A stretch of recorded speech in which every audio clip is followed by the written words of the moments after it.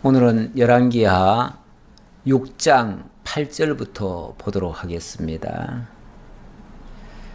그때에 아람 왕이 이스라엘과 더불어 싸우며 그의 신복들과 의논하여 이르기를 우리가 아무데 진을 치리라 하였더니 하나님의 사람이 이스라엘 왕에게 보내 이르되 왕은 삼가 아무 곳으로 지나가지 마옵소서.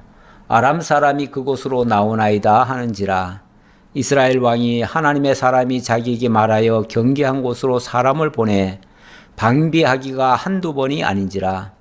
이러므로 아람 왕의 마음이 불안하여 그 신복들을 불러 이르되 우리 중에 누가 이스라엘 왕과 내통하는 것을 내게 말하지 아니하느냐 하니 그 신복 중에 한 사람이 이르되 우리 주 왕이여 아니로소이다. 오직 이스라엘 선지자 엘리사가 왕이 침실에서 하신 말씀을 이스라엘의 왕에게 고하나이다 하는지라. 아멘. 또 아람이 이스라엘과 싸우고자 하네요. 사실 지난 주간에 우리가 나아만의 그 치료받는 장면 소개해 드렸죠. 나아만의 치료를 나아만을 아람 왕의 군대 장관 나아만을 치료해 줬으니까 이 아람 왕이 이스라엘에 대해서 고맙게 여기고 특히 이 엘리사에 대해서 고맙게 여겨야 마땅한 거 아닌가요? 그런데 왜 아람 왕이 이스라엘과 더불어 싸우며 이렇게 얘기하죠? 이 국제관은요, 어찌 보면 냉정합니다. 이해관계 앞에서는 어제 동지가, 어제 혈맹이 오늘은 원수가 될 수도 있습니다. 어제의 또 원수가 오늘은 또 동맹을 맺을 수도 있습니다. 그게 국제관계입니다. 사실 지금 러시아와 우크라이나가 싸우고 있지만은 사실 러시아와 우크라이나는 혈맹입니다. 원래 같은 공산국가예요. 그리고 원래는 한 나라였어요. 같은 슬라브계예요. 같은 민족이에요. 실제로 그 소련의 그 서기장 했던 사람이 후르시초프인데 후르시초프가 우크라이나 사람이에요. 그리고 그 자기가 그 소련 연방의 최고 수장이 되고 나서 그 우크라이나를 얼마나 후대를 했는데요. 예. 그리고 그 크림반도도 자기가 우크라이나에 갔다가 붙여놓은 거예요. 예. 그렇게 해서 오늘의 우크라이나가 있었기 때문에 우크라이나는 같은 공산국가예요. 우리는 뭐 우크라이나가 지금 러시아한테 침공을 받으니까 우크라이나가 마치 뭐 이 민주 진영의 나라인 줄로 알고 우리와 동질감을 느끼고 그러지만은 사실 그렇지 않습니다. 원래 같은 공산국가고요. 소련이 해체되고 난 다음에 이 공산국가에 있었던 그 핵기술 같은 거 이런 것들을 뭐 중국이나 북한이나 이런 데다가 다 전수한 나라가 어디냐면 우크라이나입니다. 어떤 면에서 우크라이나 때문에 지금 북한 같은 데가 지금 중국이나 북한 같은 데가 지금 핵 개발을 하고 있는 거예요. 우리나라로 말하면은 우크라이나가 결코 우리가 지금 응원할 수 있는 나라가 아닙니다. 그런데 어쨌든 뭐 그건 옛날 얘기고요. 그러나 지금은 어쨌든 지금 러시아에게 핍박을 당하고 있으니까 당연히 우리가 이제 심정적으로 우크라이나를 동정하고 있지요. 그리고 우크라이나가 잘 됐으면 좋겠다 이렇게 생각하지만은 이거는 냉철한 국제관계 어찌 보면은 힘으로 서로 견제가 아니라 서로 그냥 잡아먹으려고 하고 상대방을 제압하려고 하는 이런 동물 같은 세계에서는 어쩌면 저렇게 싸우는 게 당연한지도 몰라요. 그러니까 제가 지금 이 말을 하는 것은 한때 은혜를 입은 거는 입은 거고 또 어떤 이해관계 앞에서는 또 전쟁하는 거예요. 그러니까 지난번에 왜 그 아람 왕이 나아만 장군 그 좀 치료해 달라고 그 이스라엘 왕에게 서신을 보냈잖아요. 그랬을 때 이스라엘 왕이 깜짝 놀래가지고 이거는 단순히 병 치료해 달라는 게 아니라 우리한테 시비 걸어가지고 우리한테 싸움 걸려고 한 거다. 그러면서 얼마나 경계했습니까? 그러니까 이스라엘과 아람 간이 서로 다른 나라가 이웃하고 있으면요. 원래 이웃하면서 친한 나라는 없습니다. 이웃 나라는요. 항상 경계 대상이에요. 예. 그리고 이웃하고 있으면은 당연히 뭔가 부딪히지 않겠어요? 예. 항상 이웃 간에는요, 뭐 휴전선도 쳐져 있고 다 있지요. 있지만은 사소한 어떤 충돌이 일어납니다. 일어나면 그걸 빌미로 해가지고 전쟁이 일어나는 거예요. 네, 그래서 이웃하고 있는 나라 서로 적대적이기도 하지만 그럴수록 더 사이좋게 지내야 되는 거예요. 원칙적으로는. 예. 그래야 전쟁이 안 일어나야 되니까 어쨌든. 전쟁이 안 일어나야 되는데 어쨌든 또 전쟁이 일어났네요. 일어났습니다. 자, 전쟁은 이미 일어나기 시작했고요. 시작했는데 지금 아람 왕이 뭐라고 말을 합니까? 신복들과 의논을 했다 그럽니다. 다시 말하면 이스라엘을 침공하기 위해서 전략회의를 했다 그 말이에요. 전략회의. 원래 전쟁이라고 하는 것을 시작하면요. 그냥 무슨 즉흥적으로 무조건 싸우는 게 아니고요. 치밀하게 전략을 세웁니다. 그리고 거기에 전술적인 어떤 그 뭐 무기라든지 모든 걸 다 갖춥니다. 그런 다음에 승산이 있다고 판단이 됐을 때 비로소 전쟁이 붙는 거예요. 전쟁이 무조건 붙는 건 아니에요. 그러니까 전쟁이 사실은 발발하기도 쉽지는 않아요. 쉽지는 않은데 또 발발했다 그러면 이것도 감당이 안 됩니다. 그래서 사실은 전쟁 자체가 무서워요. 무서운데 자, 이 아람 왕이 어쨌든 전쟁을 하기 위해서 전략회의를 했죠. 했는데 회의를 해가지고 어떻게 지금 군대를 어느 쪽으로 보내고 어디다가 포진을 해놓으면은 왕이 지나갈 것이고 그러면 왕을 잡으면은 이번 전쟁은 우리가 이긴다. 이런 어떤 계략을 다 짰어요. 짰는데 기가 막히게 엘리사가 그 사실을 이스라엘 왕에게 알려줍니다. 알려주니까 당연히 이스라엘 왕은 대비를 하죠. 대비를 하니까 그 위기에서 탈출을 하게 되죠. 그러니까 번번이 아람 왕은 계획을 세우고 뭔가 집행을 하려고 하면 이게 탈로가 나버린 거예요. 일이 쉽게 말하면 성공을 못했어요. 이게 한두 번이 아니래요. 한두 번이 아니고 여러 번 그렇게 했다는 거예요. 그러니까 11절 이러므로 아람 왕의 마음이 불안하여 그 신복들을 불러 이르되 우리 중에 누가 이스라엘 왕과 내통하는 것을 내게 말하지 아니하느냐 하니 틀림없이 우리 중에 어떤 첩자가 있다. 세작이 있어가지고 우리의 모든 비밀을 그들에게 알리는 것 같다. 왜냐하면 다 아는 듯이 행동하잖아요. 이스라엘 왕이 이 아람 왕의 전략을 다 깨고 있어요. 다 깨고 있으니 이거는 누군가 알려주지 않으면은 절대로 알 수 없는 일이거든요. 왜냐하면은 그 회의라고 하는 게 특히 그 군사 전략 같은 걸 세울 때 보면은 철통방위를 합니다. 그리고 정보가 새나가지 않도록 뭐 몇 겹으로 보호를 합니다. 그런데도 알고 있으니까 이거는 틀림없이 누군가 전달했겠죠. 그래서 그 정보를 담당하고 있는 그 대신을 부른 겁니다. 불러가지고 막 잡아 족치는 거예요. 어떻게 된 거냐? 똑바로 얘기해라. 누군가 이거 지금 갖다 일러 바쳤지? 그 정보를 그쪽에 갖다 팔았지? 하고 지금 다그친 거예요. 그랬더니 신복 중에 한 사람이 이르되 우리 주 왕이여 아니로소이다. 오직 이스라엘 선지자 엘리사가 왕이 침실에서 하신 말씀을 이스라엘의 왕에게 고하나이다 하는지라. 이쪽에 정보통이 다 있었겠죠. 정보통이 있어가지고 예, 우리가 다 취합해서 본 결과 엘리사가 계속 드나듭니다. 드나들면서 왕에게 뭔가를 알려주는 것 같습니다. 그 엘리사가 누굽니까? 엘리사가 모든 걸 다 아는 사람 아닙니까? 하나님의 비밀까지 아는 사람 아닙니까?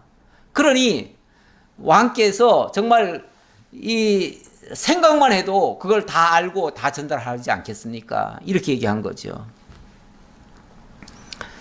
예, 그러면서 그렇게 얘기하니까 왕이 이르되 너희는 가서 엘리사가 어디 있나 보라. 내가 사람을 보내어 그를 잡으리라. 왕에게 아뢰어 이르되 보라 그가 도단에 있도다 하나이다. 그러니까 이 왕이 그렇다면 우리 전략을 바꿔야 되겠다. 이스라엘을 바로 칠 것이 아니고 먼저 엘리사부터 잡아야 되겠다. 그 엘리사가 쉽게 말하면 원흉이다 그 말이죠. 우리의 정보를 다 캐가지고 다 알려주는 사람이 엘리사니까 엘리사를 먼저 때려잡아야 그 이스라엘을 칠 수 있다 이렇게 생각한 거죠. 뭐 이런 생각은 맞죠. 그래서 엘리사 지금 어디 있느냐 하니까 엘리사는 지금 도단에 있습니다 라고 얘기를 했습니다. 도단이 지도상으로 보면 여기입니다. 여기가 사마리아고 사마리아 그 바로 위에입니다. 사마리아 이웃이죠. 이웃이니까 어찌면 지난번에 뭐 표적하고 할 때는 요단 쪽에 있었죠. 그쪽에 있었는데 지금은 이 도단에 와 있습니다. 그러니까 어찌 보면 먼저 있었던 일과 지금 일은 한참 공백이 있어요. 한참 시간적으로 한참 흘렀다는 얘기예요. 그러니까 지난번에 금방 그렇게 나아만을 치료해 줬는데 어떻게 금방 이렇게 또 이렇게 할 수 있느냐 이렇게 생각하지 마시고 한참 지나갔어요. 지나갔기 때문에 벌써 몇 년이 흘렀는지 모르겠어요. 자, 그렇기 때문에 이제는 먼저 은혜는 다 잊어버리는 거예요. 사람들이요, 내게 돈을 빌려간 사람 거는 절대 안 있습니다. 그리고 나를 해롭게 한 사람 일은 절대 잊지 않습니다. 언제라도 복수하겠다라고 생각해요. 근데 내가 은혜를 입은 것에 대해서는 오래 기억하지 않습니다.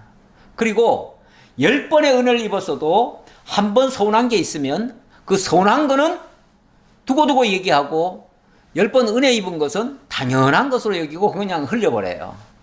사람이 그 은혜에 대한 감사는 그래서 오래 가지 않습니다.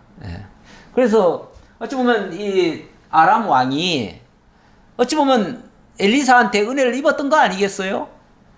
물론 그때도 엘리사가 뭐 좋아서 해준 건 아니에요, 솔직히. 그렇지만은 어쨌든 은혜를 입힌 거 아니겠어요?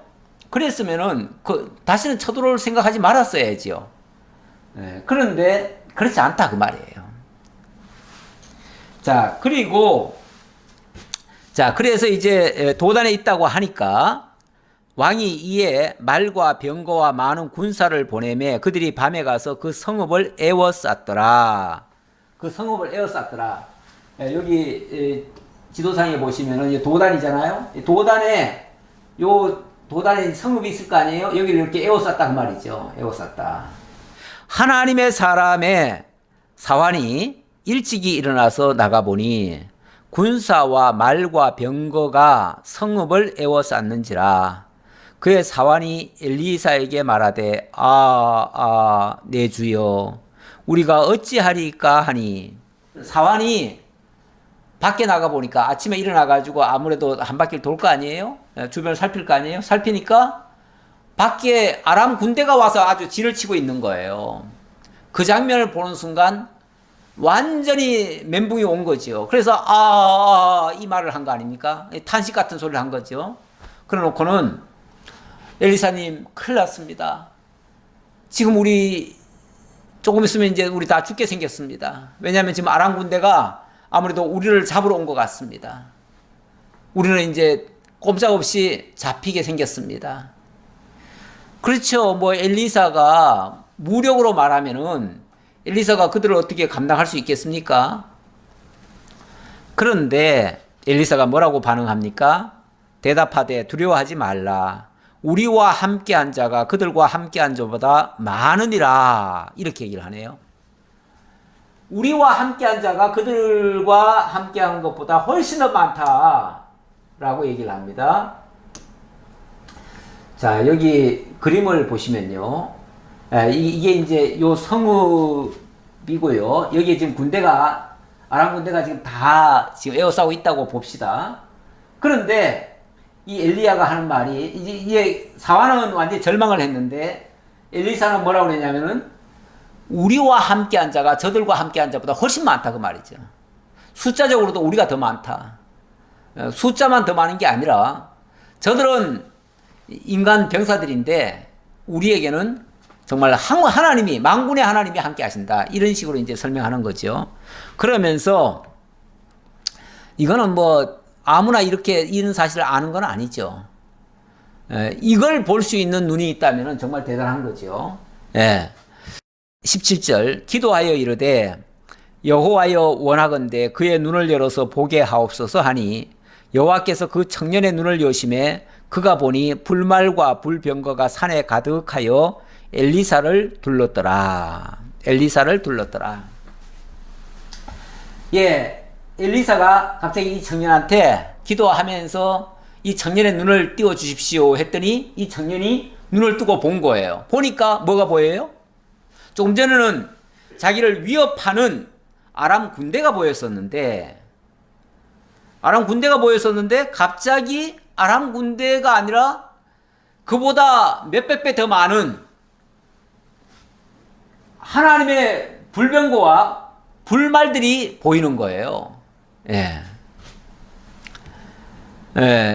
이거는 하나님의 군대죠. 하나님의 군대.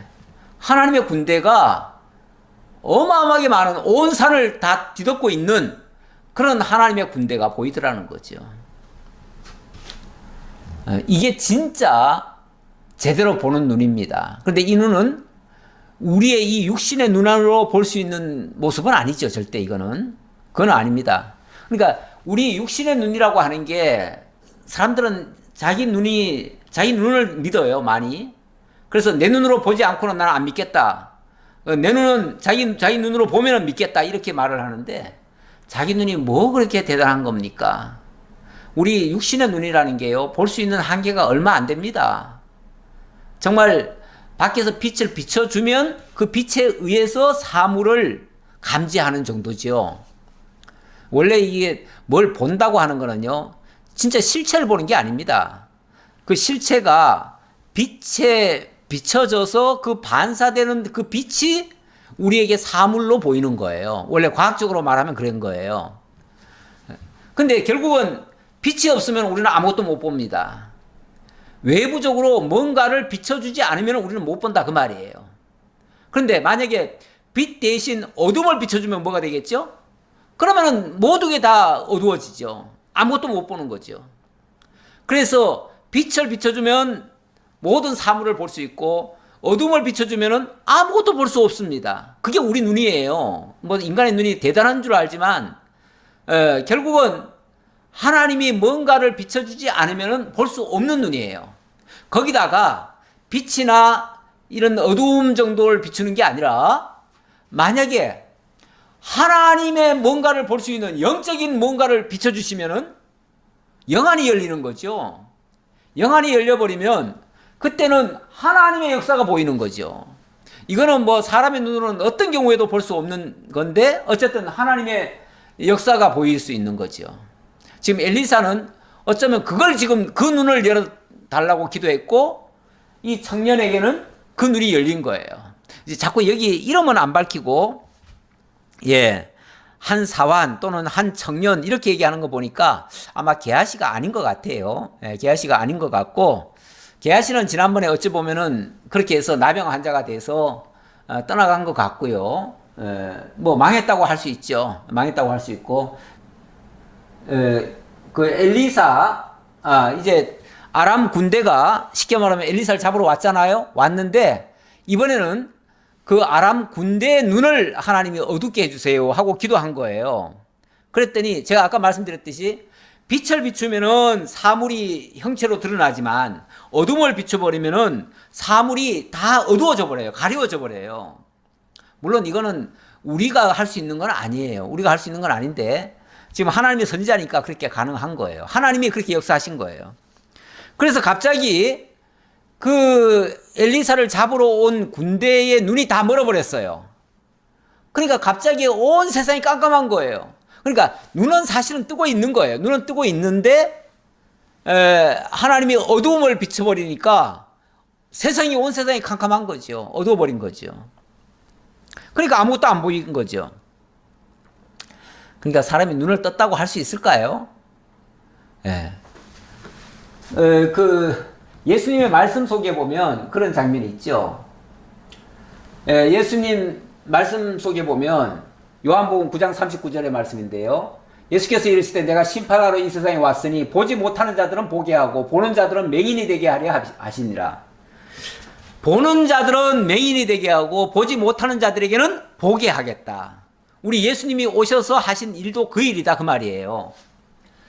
그랬더니 바리새인들이 무슨 저런 말이 다 있어. 어떻게 보는 사람은 맹인이 되게 하고 보지 못하는 사람들은 보게 해? 그게 말이야 뭐야? 이렇게 얘기했어요. 그래서 바리새인들 중에서 예수와 함께 있던 자들이 이 말씀을 듣고 이르되 우리도 맹인인가? 우리가 맹인이란 말이야?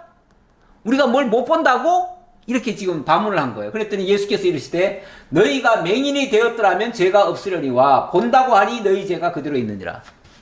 너희가 차라리 우리가 뭘 잘 몰라요. 이렇게 하면은 너희에게 죄를 안 묻겠다. 그런데 우리는 다 보고 있고 우리가 눈이 멀쩡히 떠 있고 모든 걸 다 아는데 우리 보고 뭘 모른다고?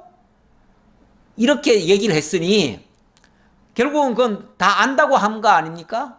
안다고 하고 다 본다고 하니까 너희 죄가 그대로 있느니라. 그러니까 죄인은 사실은 안다고 할 수 있는 존재가 아닙니다. 죄인은 아무것도 모르니까 죄 짓는 거 아니겠어요, 솔직히? 어떻게 잘못인 줄 알고 죄인인 줄 알고 어떻게 하나님을 알면은 어떻게 하나님을 거역할 수가 있나요? 예, 그런 뜻이에요. 그런 뜻이에요. 자, 우리 하나님의 역사가 좌우간 멀쩡한 사람도 눈 어둡게 할 수 있어요. 예. 우리가 지금 이 세상에 살면서 이렇게 눈 똑바로 뜨고 이 과학이 발달한 이 세상에서도 하나님을 모르는 거는 하나님이 눈 감게 해줘서 그런 거예요. 그러니까 다 소경인들이에요. 예. 그래서 예수님이 이 소경들이요 막 이런 표현 많이 했어요. 아니 눈 멀쩡히 뜨고 있는 사람 보고 다 소경이라고 얘기했다니까요. 예. 19절이죠. 엘리사가 그들에게 이르되 이는 그 길이 아니요 이는 그 성읍도 아니니 나를 따라오라. 내가 너희를 인도하여 너희가 찾는 사람에게로 나아가리라 하고 그들을 인도하여 사마리아에 이르니라. 예, 이 엘리사가 지금 아람 군대의 눈을 다 어둡게 해버렸습니다. 어둡게 해놓고는 뭐라 그러냐면 너희들 지금 엘리사 잡으러 왔느냐?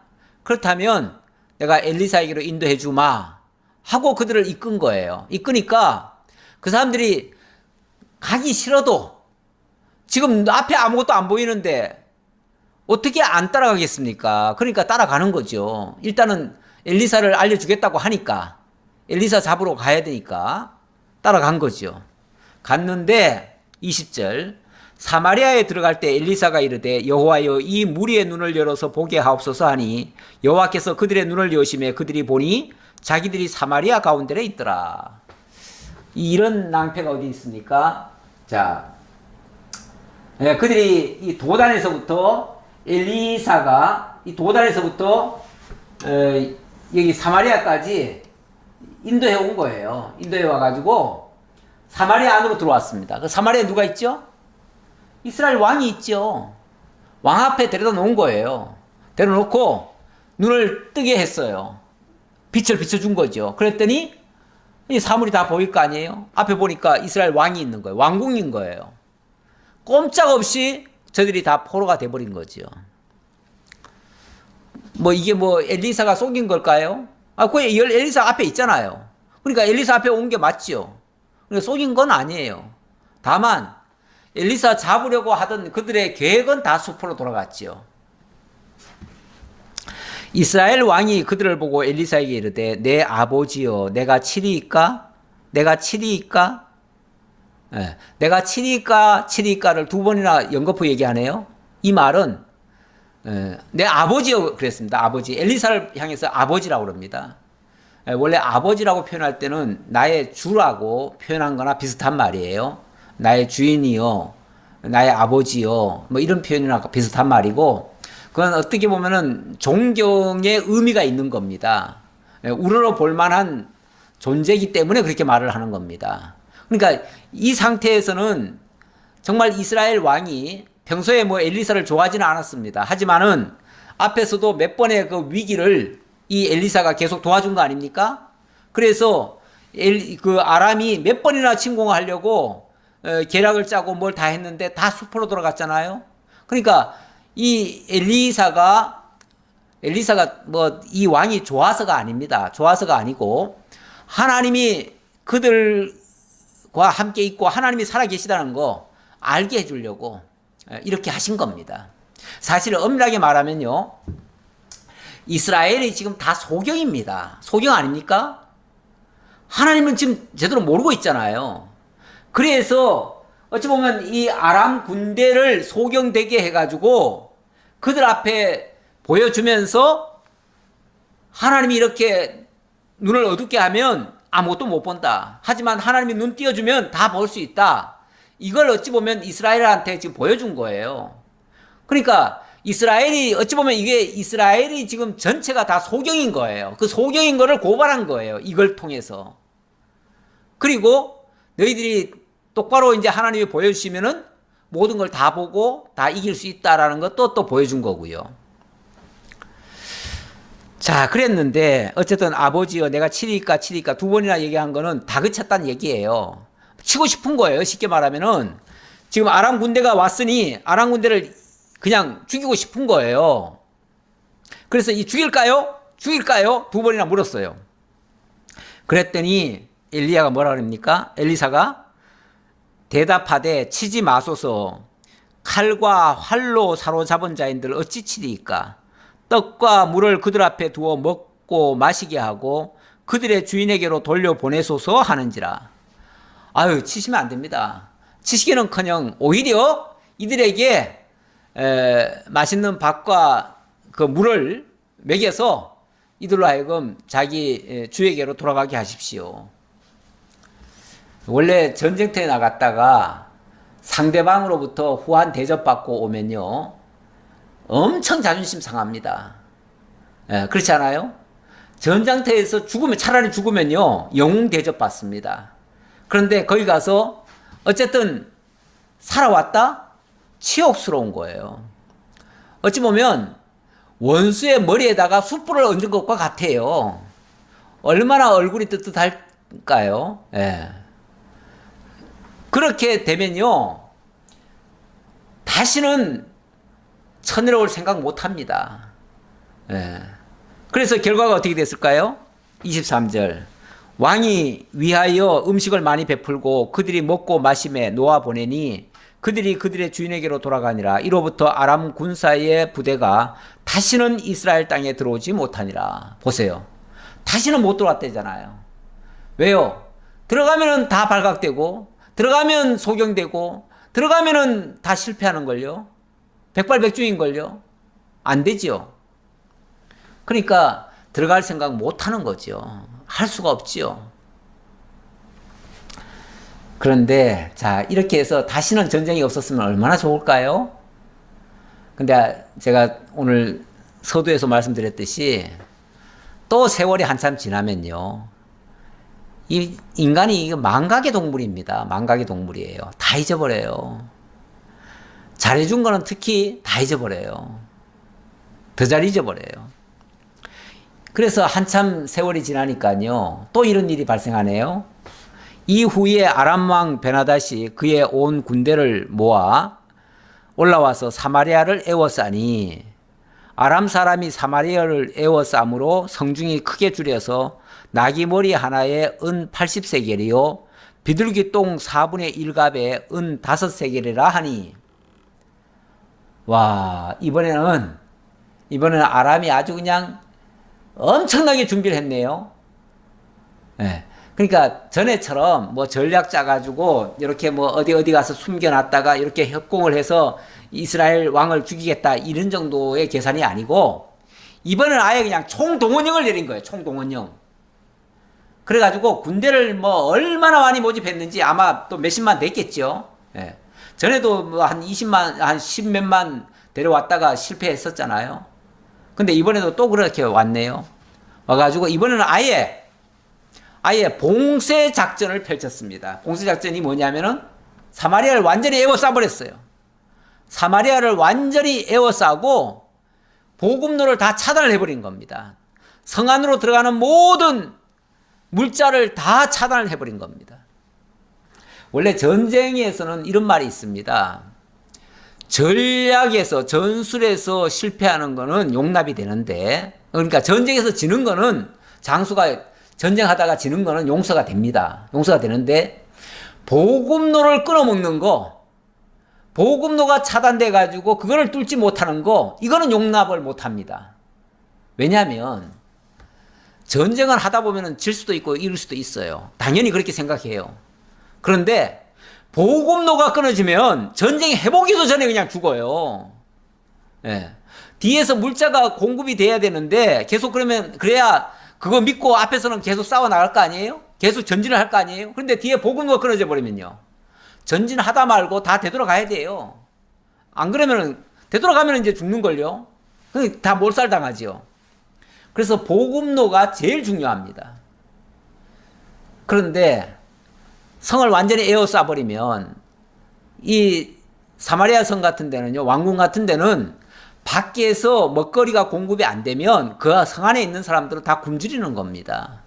그래서 이 상태가 한참 지나니까 양식이 다 떨어져 버렸어요. 양식이 다 떨어지니까 먹을 게 하나도 없어요.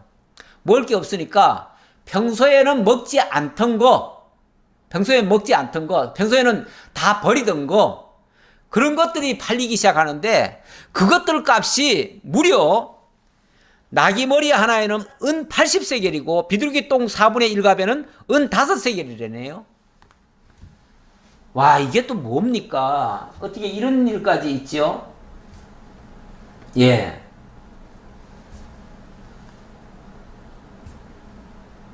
예. 이게 이제 에워싼 모습입니다. 에워쌌어요. 에워쌌는데, 예, 일단 여기 나귀머리 하나에 은 80세겔이다. 나귀머리.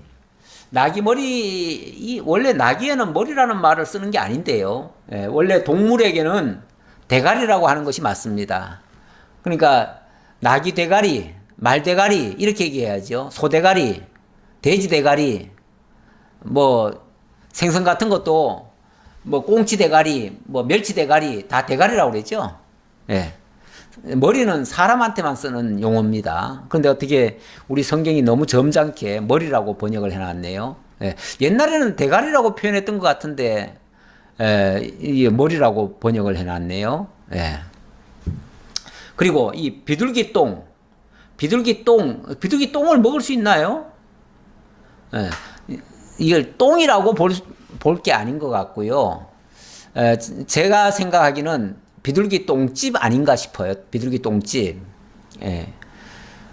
이제 우리는 보면은 왜 닭을 잡으면은 닭똥집이라는 게 있어요. 그리고 닭발이라는 게 있어요. 원래 이 닭발과 닭똥집은요, 보통은 안 먹습니다. 식당에서도 취급 안 해요.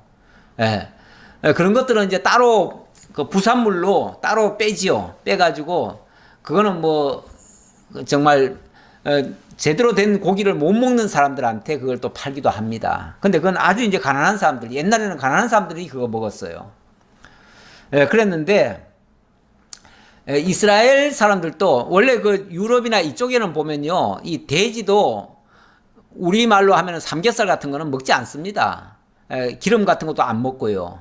근데 우리는 옛날에 하도 못 살다 보니까 제대로 된 고기는 못 사 먹고 하니까 그런 것들을 주로 사 먹었어요. 사 먹었는데 여기 말대가리, 비둘기 똥집, 똥집이라고 치자고요. 정확한 그 내용은 잘 모르겠어요. 자관 똥을 먹을 일은 없잖아요. 비둘기 똥, 이 원래 새똥 같은 거는요, 굉장히 독합니다. 독해가지고 그걸 먹을 수가 없어요. 근데 그거를 이렇게 먹거리로 팔았다는 건 말이 안 되잖아요. 예, 그러니까 그렇게 똥으로 볼 건 아닌 것 같고, 예, 이거는 똥집이라고 생각할 수 있는데, 어쨌든 똥집, 쉽게 말하면 한 바구니에 5세겔이래요. 똥집 5세겔.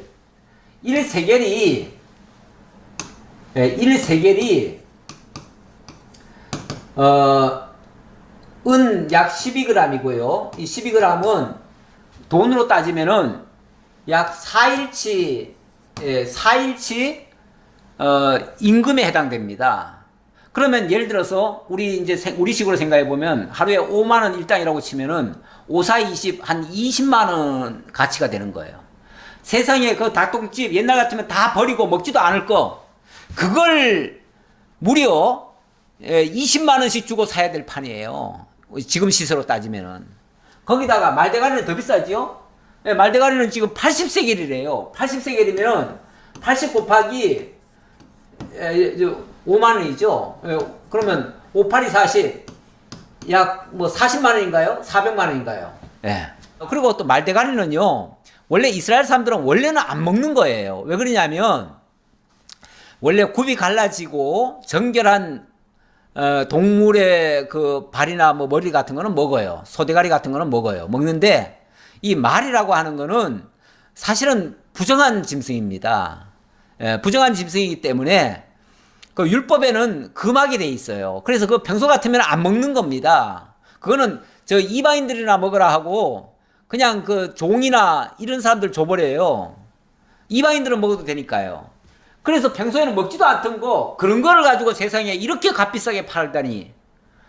사람이요, 전쟁이나 뭐 이럴 때 되면요, 먹거리가 진짜 없잖아요. 그러면은 진짜 벌레도 잡아먹습니다. 지금은 우리 벌레 그러면 즐겁하지요? 아니, 없는데 어떡할 겁니까? 뭐라도 먹어야지요. 예. 뱀도 잡아먹고, 그래서 군인들은요, 뱀도 잡아먹고 뭐 두더지도 잡아먹고 다 잡아먹습니다. 예. 자, 그런 상황이었어요.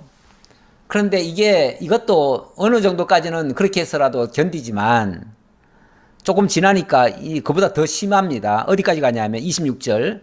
이스라엘 왕이 성 위로 지나갈 때에 한 여인이 외쳐 이르되 나의 주 왕이여 도우소서. 왕이 아마 뭘 보려고 했는지, 시찰을 하려고 했는지 성 위에가 원래 이스라엘에는 보면은 성 위에 길이 있습니다. 그 길로 왕이 이렇게 행차를 했던 것 같아요. 그러니까 한 여인이 막 외치는 거예요. 평소 같으면은 여인이 그렇게 왕 앞에 외치기도 못하지요. 그런데 외쳤어요. 도와달라고. 그랬더니 왕이 이르되 여호와께서 너를 돕지 아니하시면 내가 무엇으로 너를 도우랴? 타작마당으로 말미암아 하겠느냐, 포도주 틀로 말미암아 하겠느냐 하니라. 이 말은 내가 뭘로 너를 도와줄 수 있겠느냐? 도와달라는 거니까. 내가 도대체 뭘로 도와줄 수 있겠느냐? 지금 니도 알다시피 지금 저 밖에 지금 완전히 에워싸고 있으니 내가 뭘 할 수 있겠느냐? 난 못한다 그 말이죠. 못한다. 참 권력자가, 정권을 쥔 자가 나는 어떻게 할 방도를 못 찾겠다, 대안이 없다 하면은 세상에 이거보다 더 갑갑한 일이 어디 있습니까? 국민들이 지금 아우성인데 대책이 없다, 이거보다 더 한심한 얘기가 어디 있습니까? 그런데도 또 이르되 무슨 일이냐 하니 아닙니다. 그 얘기 아닙니다. 뭐 그렇게 뭐 경제적으로 뭐 도와달라는 얘기가 아닙니다. 그러는 거예요. 그럼 뭐냐? 도대체 뭘 도와달라는 거냐? 그러니까 그래서 이제 다시 물은 거예요. 또 이르되 무슨 일이냐 하는 말은 또 그게 아니고 뭐 또 뭘 요구했다 그 말이에요. 그러니까 도대체 뭘 얘기하는 건데 네가 지금 그러면은 경제적으로 도와달라는 게 아니면 뭘 도와달라는 건데 하고 물은 거예요. 그랬더니 여인이 대답하되, 이 여인이 이제 자기 그 동료 여인이겠죠. 동료 여인을 가리키면서 하는 말이 내게 이르기를 네 아들을 내놓으라. 우리가 오늘 먹고 내일은 내 아들을 먹자 하매 우리가 드디어 내 아들을 삶아 먹었더니 이튿날에 내가 그 여인에게 이르되 너의 아들을 내놓아라. 우리가 먹으리라 하나 그가 그의 아들을 숨겼나이다 하는지라. 아, 이게 무슨 소리입니까, 이게? 사람을 삶아 먹었대요. 이 여인하고 우리하고 어제 쉽게 말하면 회의를 했는데, 우리 이렇게 해서 굶어 죽느니 어쨌든 우리라도 살아야 될 거 아니냐.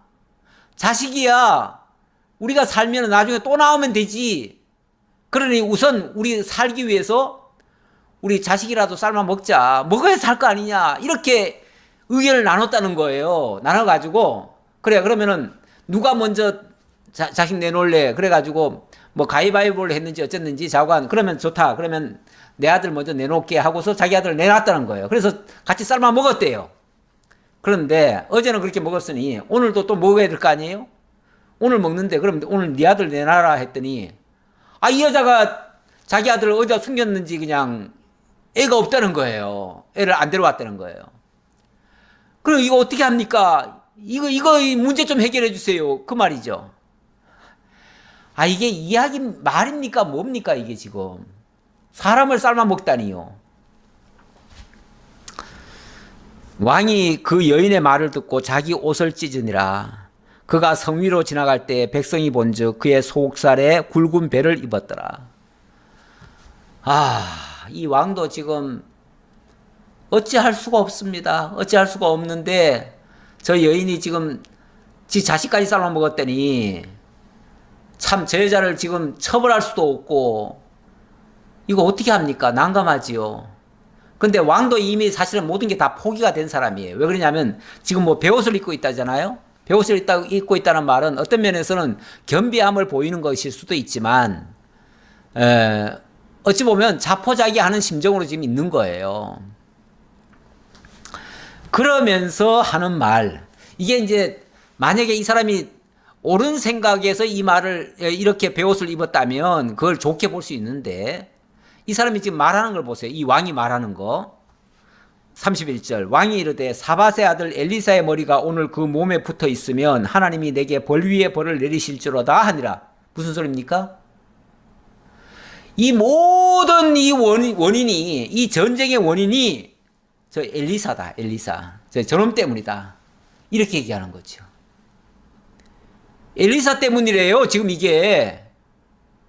엘리사 때문 맞습니까? 아니, 얼마 전에는 위기 때마다 엘리사가 도와줘가지고 그 위기를 다 모면했잖아요. 그리고 다시는 아람 군대가 쳐들어오지 않았잖아요. 그때 엄청나게 엘리사한테 빚진 거 아닙니까? 그래서 엘리사를 향해서 아버지여 이렇게까지 말하지 않았나요? 그렇게 말하던 인간이 갑자기 오늘 중으로 내 저 엘리사 목을 안 치면은 난 사람도 아니다. 내가 하나님 앞에 천벌받아도 할 말 없다. 이렇게 말하잖아요, 지금. 그 말은 내가 맹세코 오늘 엘리사 죽인다. 그 말이잖아요. 맹세코 죽인다. 아니, 그렇게 정말 10번도 100번도 더 은혜 입은 사람이 하루아침에 지금 쉽게 말하면 지금 안 도와준다고. 지금 안 도와주는 거 아니겠어요? 지금은? 지금 이 상황인데도 엘리사가 지금 얼굴을 안 보이잖아요? 얼굴 안 보이니까 지금 이 엘리사 이놈 죽인다. 네. 이런데도 우리를 안 도와줘? 죽여버리겠다. 이러는 거 아니겠어요? 아니, 은혜를 베풀다가 은혜를 좀 멈추면은 죽여야 됩니까? 계속 뭘 받다가 안 받으면 죽여야 됩니까?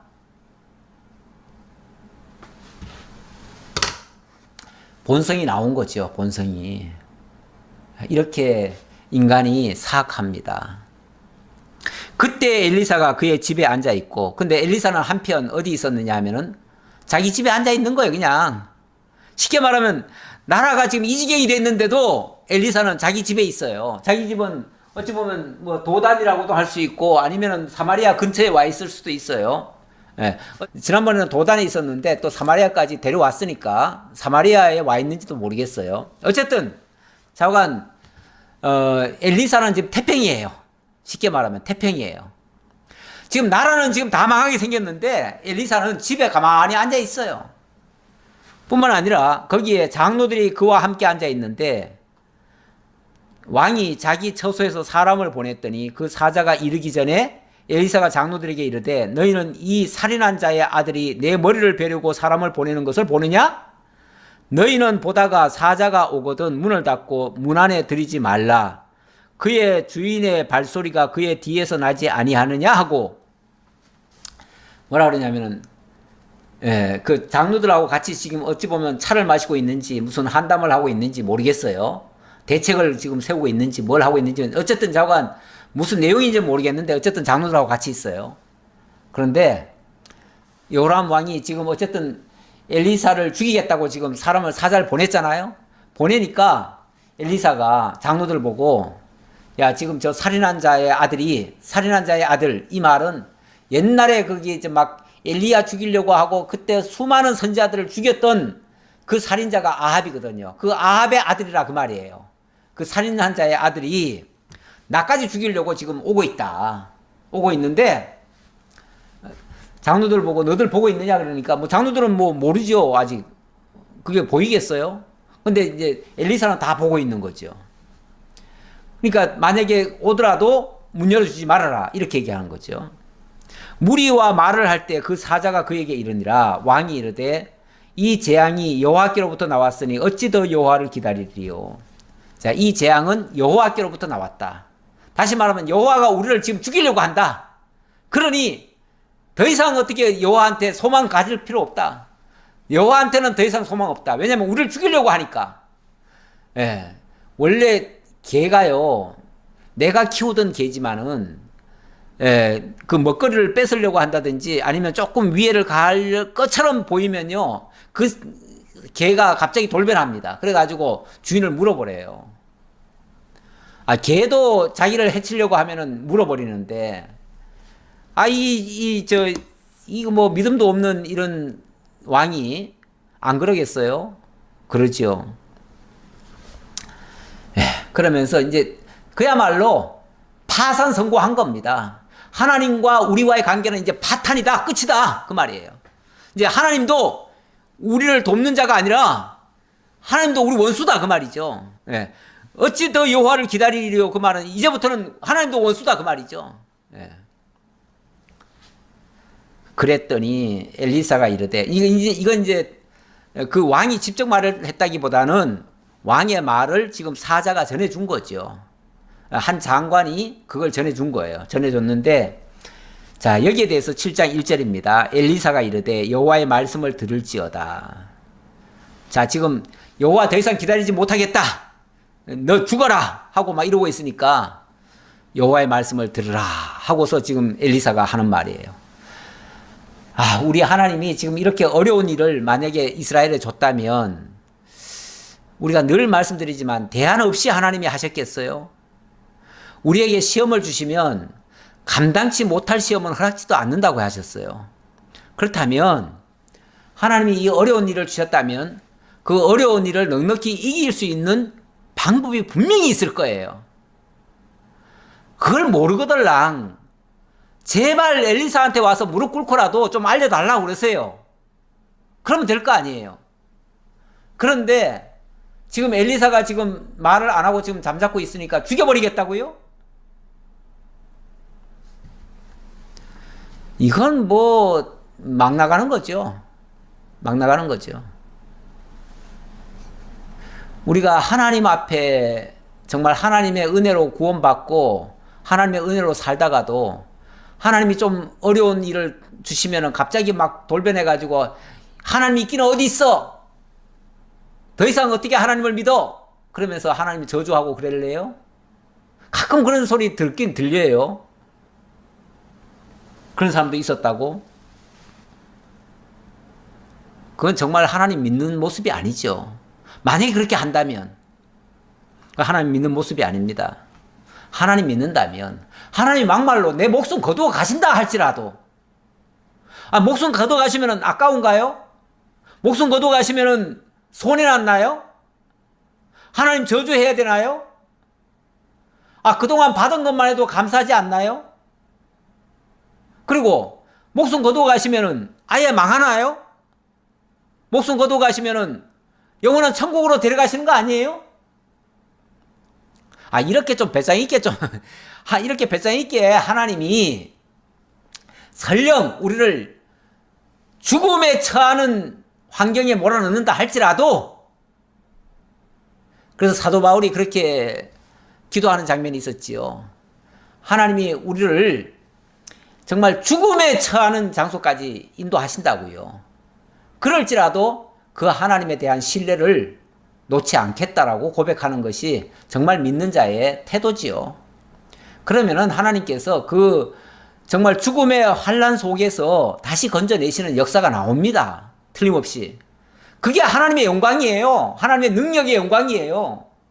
하나님 살아계심을 증거를 다시 해주는 거예요. 이런 모습을 좀 보면서 살면 얼마나 좋겠어요. 좀 이기며 사는 모습이 얼마나 좋겠어요. 아니, 어려운 일 하나 왔다고 그냥 코 빠뜨리고 맨날 죽는 소리하고 절망하고, 이게 과연 믿는 자의 모습이냐 그 말이에요.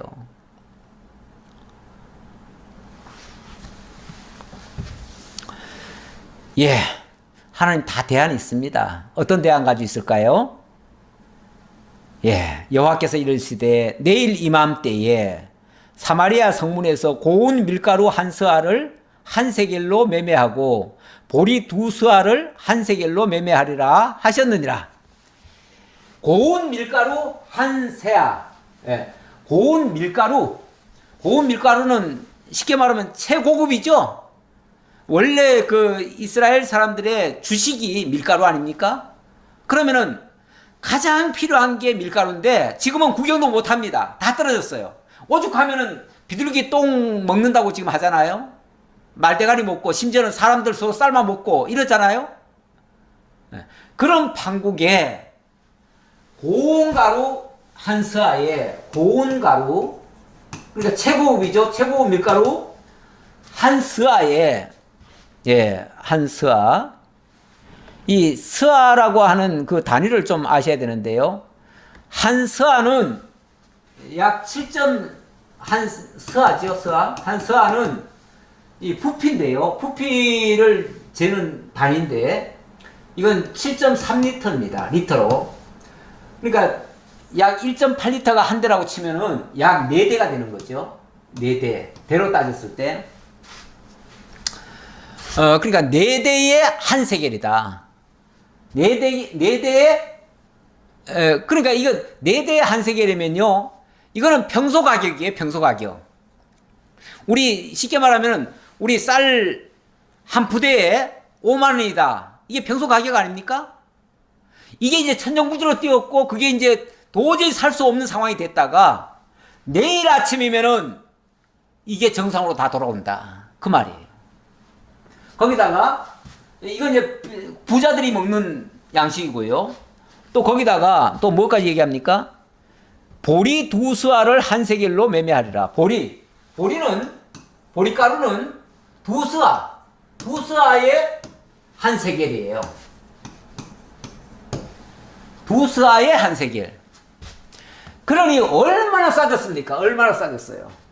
이거는 평소 같으면 먹지도 못할 거를 갖다가 이렇게 비싸게 주고 샀는데, 세상에 그 합분태, 그 비둘기똥을 옛날 성경에는 합분태라고 돼 있어요. 그걸 가지고 세상에, 그거를, 무려 5세겔 주고 샀잖아요. 세상에 5세겔 주고 샀던 거를, 이제는 고운 가루도 넉 대에 한 세겔만 주면 살 수 있도록 했어요. 내일 아침에 그렇게 된다는 거예요. 근데 이게 사실 믿어집니까? 이렇게 말하면 믿어집니까? 그러니까 그때 왕이 그의 손에 의지하는 자, 곧 한 장관이, 그러니까 이제 왕이 보낸 그 사신이죠. 그 장관이 뭐라고 그러냐면은, 하나님의 사람에게 대답하여 이르되 여호와께서 하늘에 창을 내신들 어찌 이런 일이 있으리요 하더라. 여호와께서 하늘에서 창을 내려가지고, 창을 뚫어가지고 하늘에서 그 곡식가루를 내린다 할지라도 어떻게 그런 일이 가능하겠느냐. 이건 불가능이다 그 말이죠. 불가능. 그렇죠. 이 상황에서는 불가능 맞지요. 이 상황에서는 불가능이 맞습니다. 그러나 하나님 앞에서 불가능이 있습니까? 사람 앞에는 다 불가능이 많습니다. 그러나 하나님 앞에는 불가능이 있을까요? 하나님이 선지자의 눈에 그걸 보여주셨어요. 내일 아침이면 이렇게 쌓아질 것을 다 보여주셨어요. 그러면은 선지자의 말씀이니까 믿겠습니다. 이렇게 말해야 맞는 거 아닐까요? 예, 저는 못 믿겠습니다만은 선지자님이 그렇게 말씀하시니 믿겠습니다. 이렇게 하는 게 정상 아닌가요?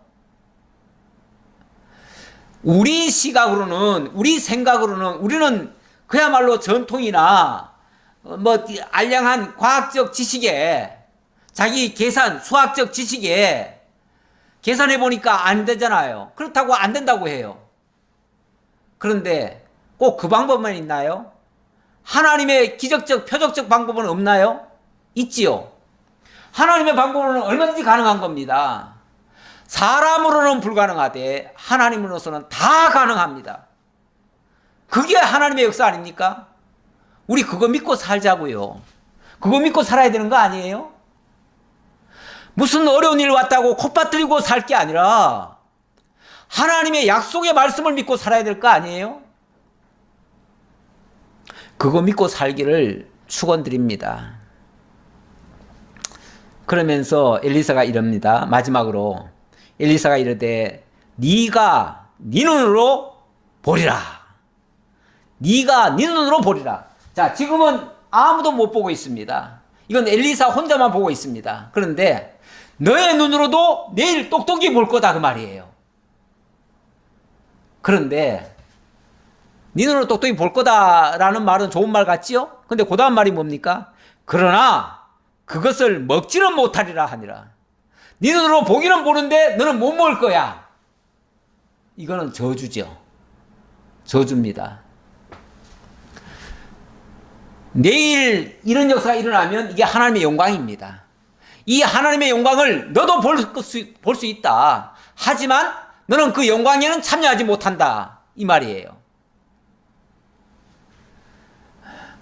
원래 하나님의 영광이 믿는 자들에게 나타나지요. 근데 믿지 않는 자들에게도 사실은 나타납니다. 나타나는데 믿지 않는 자들은 그 영광을 보면서도 그 영광에 참여하지 못합니다. 그 영광을 누리지 못합니다.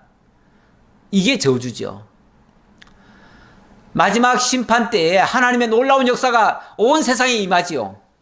그럴 때에 믿지 않는 자들은 다 심판 속으로 들어가고 그 영광에는 보기는 하되 그게 다 저주로 바뀌죠.